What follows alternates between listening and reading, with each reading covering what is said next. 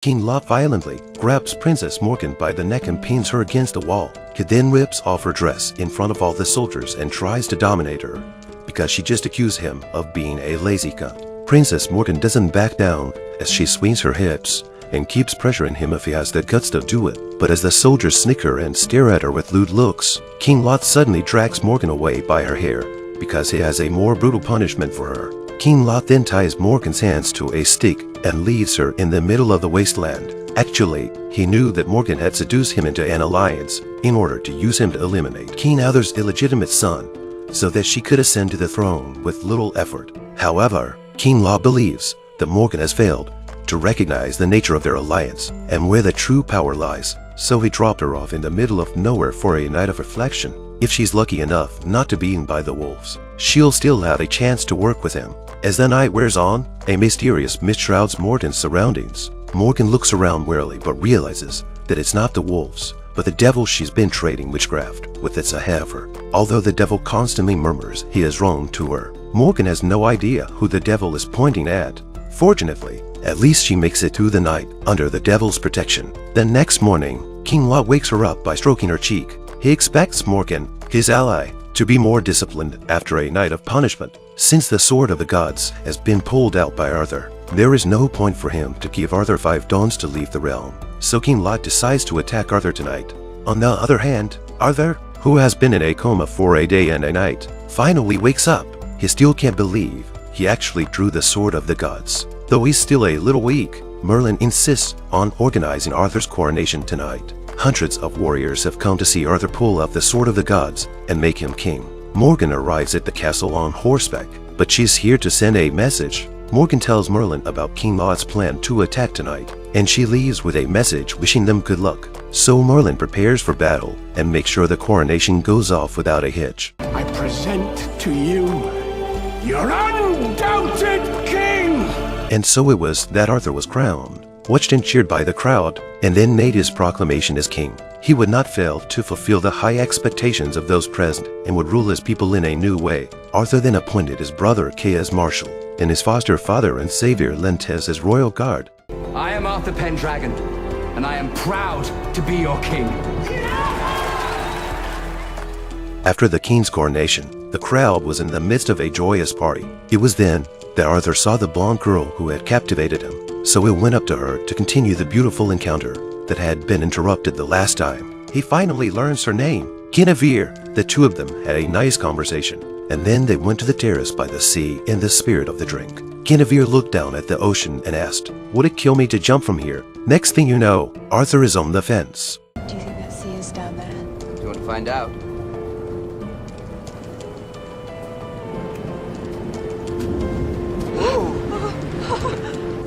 If you do, I will. Ready? 1, 2, 3! While the two of them are having a good time, the ambience is suddenly interrupted by the arrival of Lentes, the guard. Arthur wanted to introduce Guinevere to Lentes, but he was embarrassed not to know that they knew each other. This is my betrothed. I am. This truth definitely hit Arthur hard. Although Arthur tried to fake a smile to congratulate them on their engagement, he was still upset when he saw their intimate behavior and had to leave. While he is still in the sadness of his lost love, he realizes that the enemy has already entered the party in disguise. The battle begins in an instant. Merlin immediately had Arthur evacuated, but King Lot, who wanted to take Arthur's life, came after him. Arthur's adoptive father immediately rushed out to avenge the murder of his wife. Obviously, the two of them are very different in terms of fighting strength. The arrogant King Lot even put down his sword and stabbed Arthur's foster father with a spear instead. King Lot thought that the killing was over, but Arthur's foster father was able to endure the pain of the spear penetrating his abdomen and approached King Lot a little bit. Then he took out the dagger he had hidden on his body and died with King Lot. King Lot never thought that he would die in such an ungrateful way. Arthur's adoptive father avenged his wife's death and paved the way for Arthur with his life. A woman walks into the jungle late at night looking for the devil she's been trading with. She undresses and tells the devil that she needs more. Tell me what I have to do. Not long ago, Camelot, who was allied with Princess Morgan for the throne, was killed, putting Morgan's ambitious plans on hold. Morgan can only watch as Arthur, the illegitimate son of the former king, takes the throne she so desperately wants. Morgan and Arthur are half-siblings. In fact, Arthur, not wanting to antagonize his sister, suggested that he could share the throne with her. It's either you or me, it can't be both. Why not? For you, this is nothing. For me, everything. Men are not my way to this. I'll find another way to take it. After leaving Camelot Castle, Morgan went deep into the woods to continue his dealings with the devil. It's always calm before the storm. The biggest blow Arthur had to face was the fact that his beloved Guinevere would be marrying his guard Lentus in 3 days. Guinevere's expectations of this engagement, which she has had since she was a child, are shaken when she meets King Arthur. A wedding, which is to be held in the castle, is a bit awkward for both of them. Just then, Morgan sends her maid to invite Arthur to her castle for dinner. Merlin was still trying to figure out what Morgan was up to, but an unhappy Arthur didn't hesitate to say yes. Merlin has no choice but to accompany him. When the two of them arrive at the castle, Morgan is waiting in full costume. I'm honored. Thank you. Morgan's sudden change of attitude to subservience was a surprise to both of them. Merlin was never convinced that she was sincere in her quest for peace. Morgan prepares a sumptuous dinner, but Merlin is too cautious to eat, so Morgan tastes Arthur's soup first.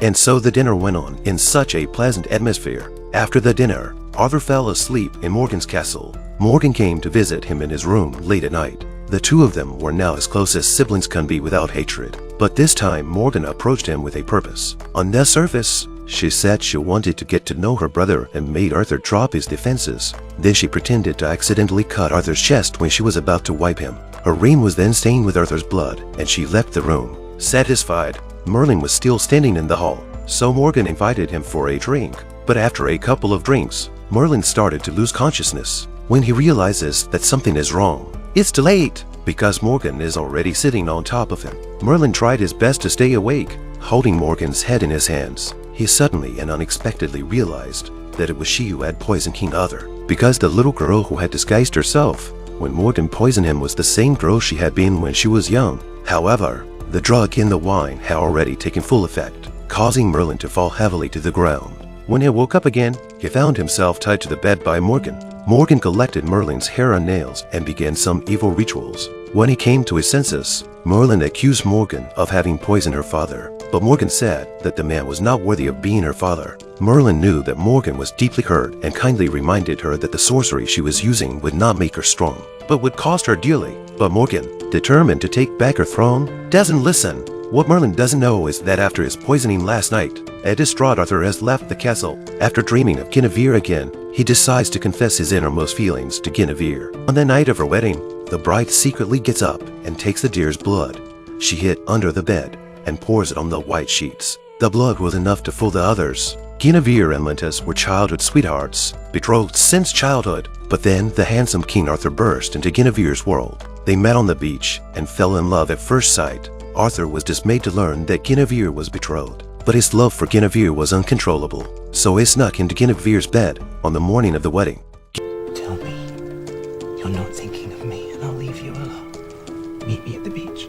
Guinevere, after much internal struggle, finally showed up at the beach a short time later. The first thing Arthur said when he saw her was to ask Guinevere not to marry Lentus. He believed that an unspeakable love had sprung up between them, both on the beach where they had first met and at the ball that night at the king's coronation.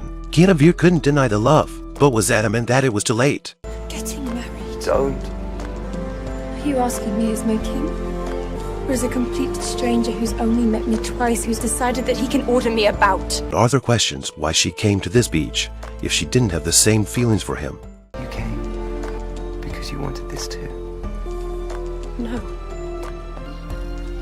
Maybe.